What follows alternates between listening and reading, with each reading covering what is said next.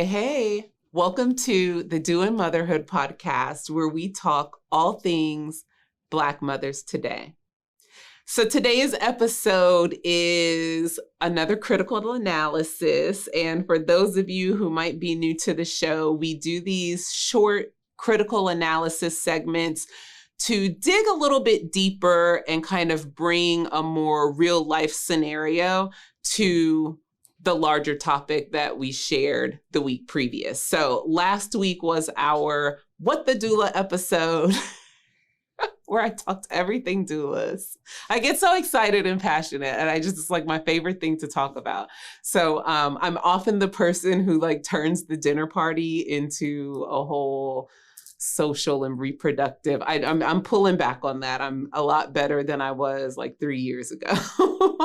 But yeah, this is my jam. So this is what I love to talk about. So in the What the Doula episode from last week, make sure you go back to listen to it if you haven't, but I covered, I went a little more in depth so that people understand what the work actually looks like that doulas do, less of the surface level support, informational support, physical support, educational support, less that, more this is what it looks like when your doula is working with you inside of a hospital. This is what it looks like when your doula is working with you and your family, so that everyone has the right expectations, right, of what that looks like.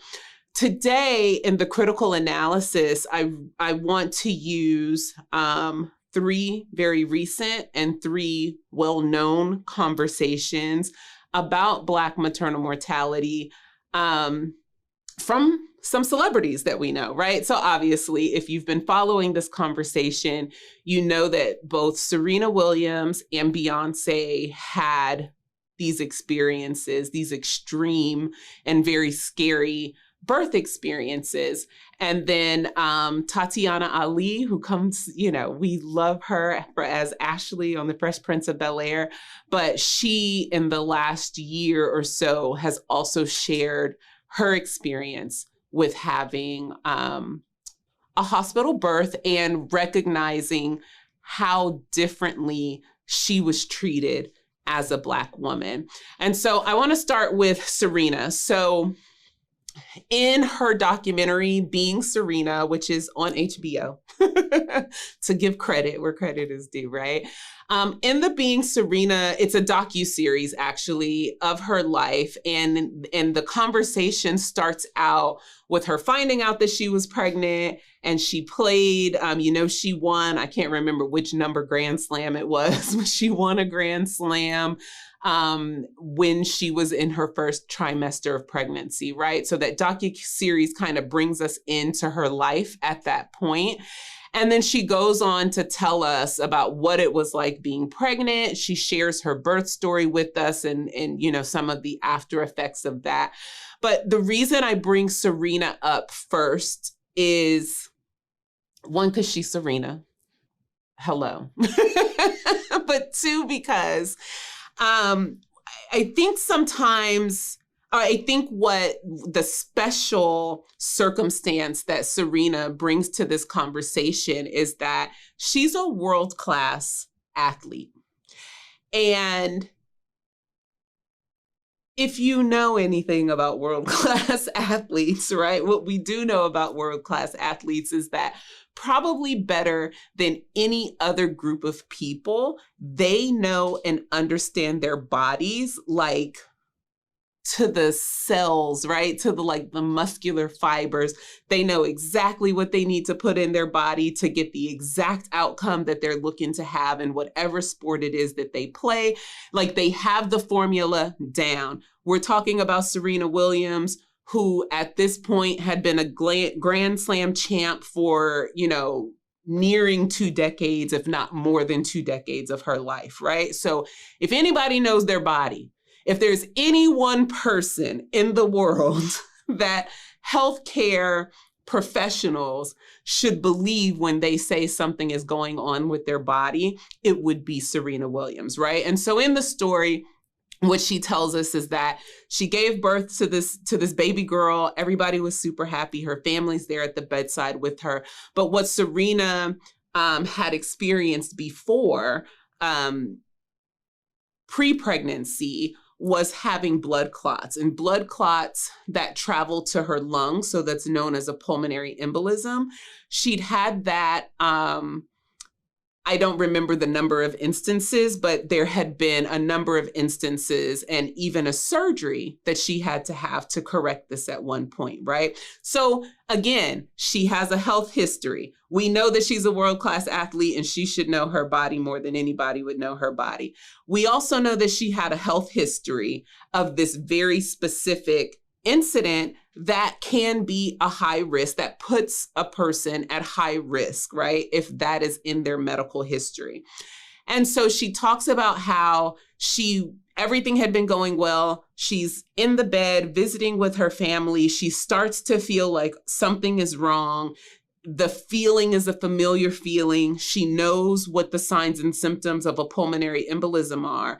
And so she alerted her nurse, who told her, oh, it's normal to have some shortness of breath after you have a baby and right? But the point is that dismisses what she is saying that she feels. And so when you talk to Black women, and I'm going to go back to the previous episode where I talked about racism being the factor. Well, that's one of the ways that racism plays out. There's a tendency for healthcare professionals, and it's built into the culture. It's it's a part of the culture that it's like taught, but not specifically taught, right? But there's this, it's part of medical culture. I'm going to be PC about it. It is part of medical culture to see women, first of all, women across the board as incompetent about what's happening with their own bodies. And then especially so for Black women, because as I told you, the running belief is that we don't have education, we don't have money, we don't have the information that they have, right? And so that's what the racism is. The racism shows up as not people telling you can't come to this hospital, or not people, like calling you the N-word at the bedside. Racism shows up when you're a Black woman telling someone that you know and feel that something is wrong with your body, and they're telling you, oh, no, you're fine. There's nothing wrong, right? Or you telling someone that you're in pain, and they're telling you all the reasons why it can't be possible that you're in pain. And so what happens is you're not being treated, right? Whatever the problem is continuing to happen. You're not being treated. And then these turn into emergency situations that did not have to become emergency situations. So Serena is trying not to upset her mama. So she slow crawl. I'm being dramatic. She makes her way out to the nursing station. In my mind's eye, I saw it as a slow crawl. She's just I gotta get to help. Anyway, she gets out to the nursing station. And then once she was out there, this turns into a dramatic code. And now, she's being rushed to the ICU and all of the things, right? And so, of course, she comes out of it. She's healthy. Thankfully, everything worked out well for her. But again, a very clear example of what it looks like when you don't have people who understand that those are the issues that lead to Black women being sicker or not making it out of pregnancy and childbirth alive. Beyoncé shared in Vogue magazine after the birth of her twins. She shared it in her story in Vogue magazine, which she was the cover of. And she also shared this in her Homecoming documentary, which is the documentary that covers her amazing performance at Coachella, right? Again, with Beyoncé, not that, her story is that she had to have an emergency C-section because of a condition known as preeclampsia. And when Beyoncé talked about it in the magazine, she actually wrote about it being called toxemia, which is the old term for preeclampsia, like old. Like we were saying toxemia 90s and earlier. And so I always, like when I think about her story, I always say to myself, her mama must have been right there and telling her, what did they say that is? Preeclampsia. That's what they called toxemia back in my day, right? And Beyoncé trusts her mama, so that's the term that she went with. But preeclampsia is an emergency situation, and it becomes an emergency because in the moment, the pregnant person's blood pressure sharply rises, putting their body into an emergency state. It affects the baby. The placenta is no longer passing oxygen and nutrients to the baby, but this is like super fast. And the tendency, if it's not caught and able to be treated right away, is that the mother either can suffer a heart attack or a stroke or seizures. And so it's just bad all around, right? And so I am not, let me just put the disclaimer, because I don't need the beehives, folks, after me. I am not saying that this is Beyonce's story. But what I am saying is when we are not aware, when people are not aware of these types of complications, or not even aware, maybe your doctor told you preeclampsia, they give you a very medical definition of what preeclampsia is, and they tell you what to look out for. But again, the information that you get from a doula is going to be a lot more in-depth. And so not that it can prevent, right? This is something that it's going to onset for whoever it's going to onset for, right? So we may not be able to prevent preeclampsia from happening, but when you have someone who has a more in-depth understanding of what it is and why it's so important that they report these symptoms right away, and also that you have someone that if you do find yourself being pushed away from your doctor's office or, the emergency room, if you do report to the emergency room, you have someone who's with you or someone who is on your side who can help make your voice stronger to make sure that you're heard. And when you're heard, people act and we can, and the outcomes are just better, right? The sooner we act on a problem. And here's the thing, even if it's not that's okay, right? But we need people to take us seriously, because when it comes to Black women not making it out of pregnancy and childbirth, most of the time it's preventable problems that lead to our demise. And what that means is that if someone had listened to us sooner, if someone had paid attention sooner, if someone had taken us seriously, then we would have been treated before this became an emergency, right? And then your life's not hanging on the line. And I have another issue about doctors like wanting to talk about saving your life when they were people who put you in the position for your life to have to be saved anyway, right? But the point is we're trying to avoid all that. And so a doula can help make that experience a little less scary, right?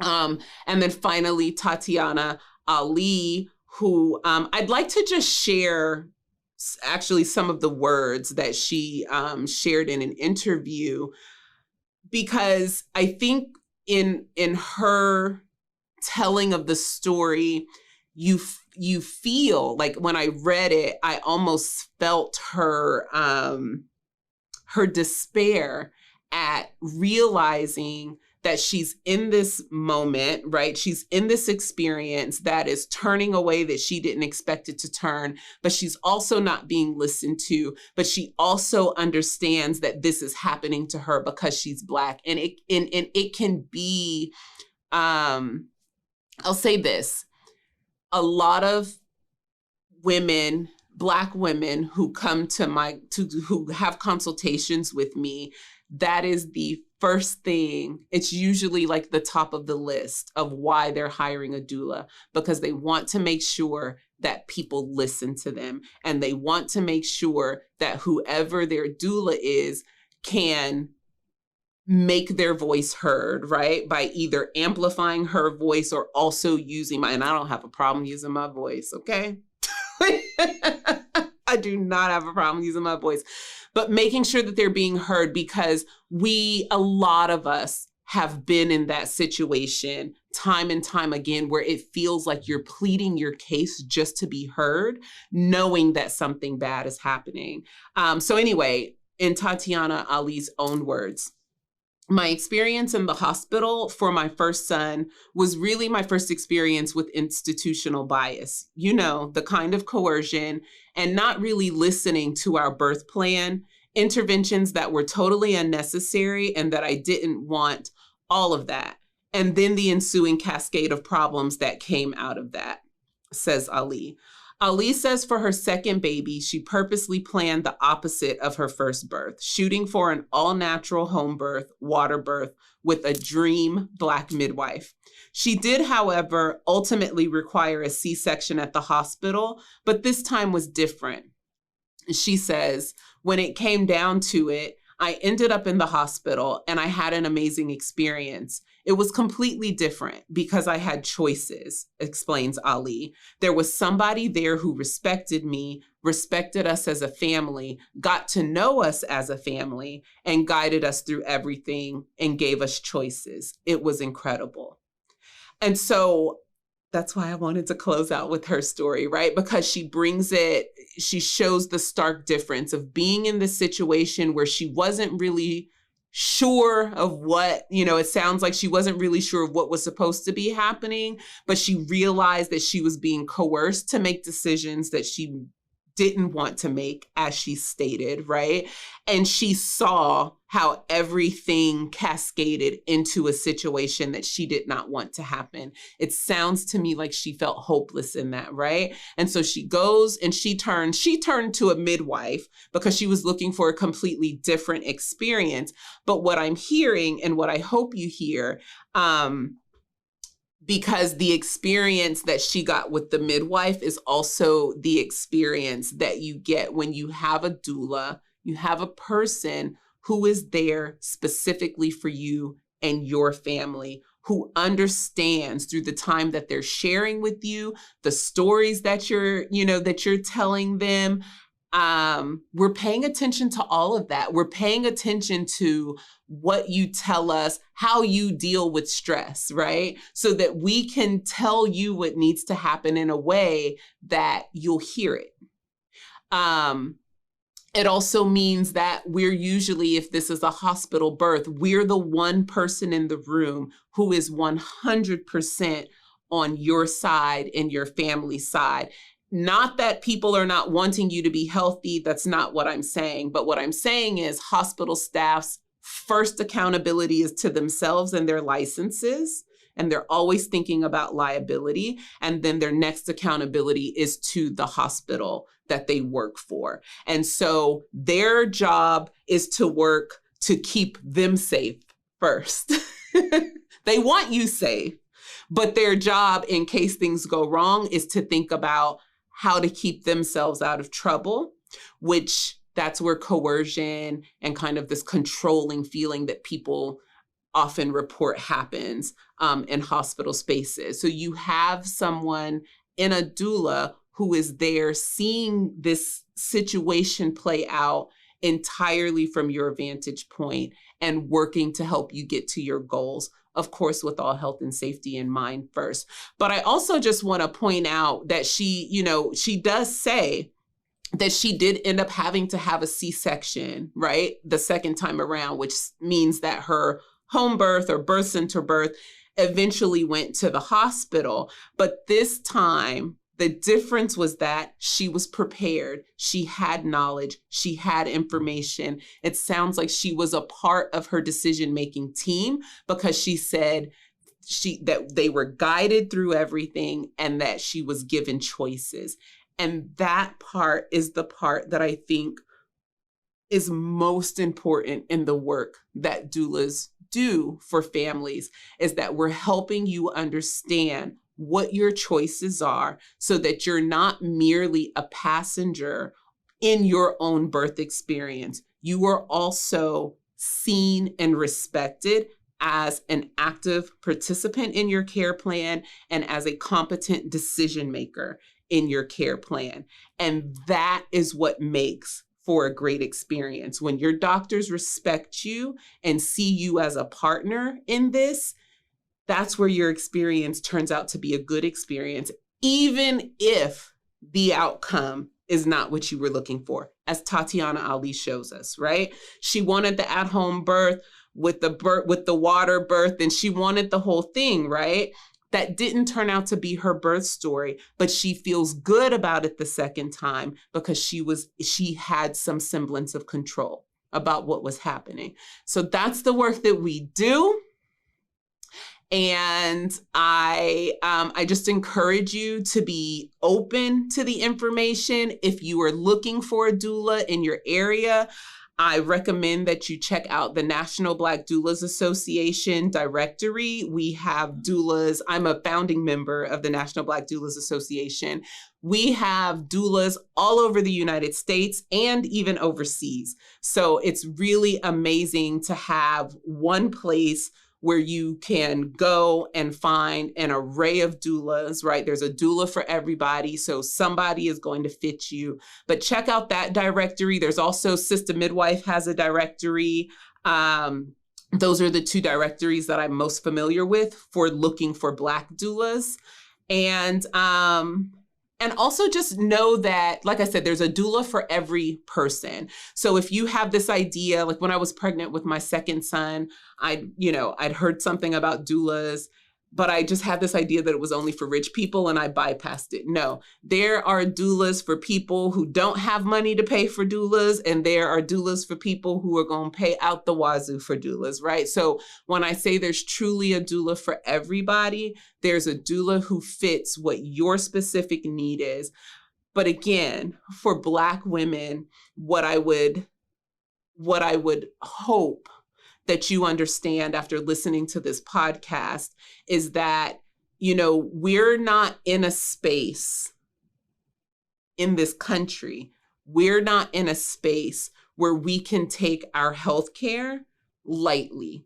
We're not in a space as a collective. We are not in a space where we can just pass off all the responsibility about our health.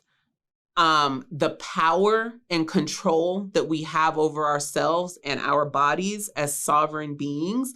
It is not a safe time for you to just, I like to say willy-nilly, to just hand that over to some doctor all willy-nilly. You should trust your doctor, yes. But you also need to be actively participating and paying attention and listening out. And you don't know what you don't know, and that's all good. Bring in your reinforcements. Hire yourself a doula. That's it, y'all. That's it for this segment. Again, join us at the IG page to continue the conversation at doin_motherhood_podcast. Can't wait to hear. Feel free to share your stories with us if you want to share your stories with us.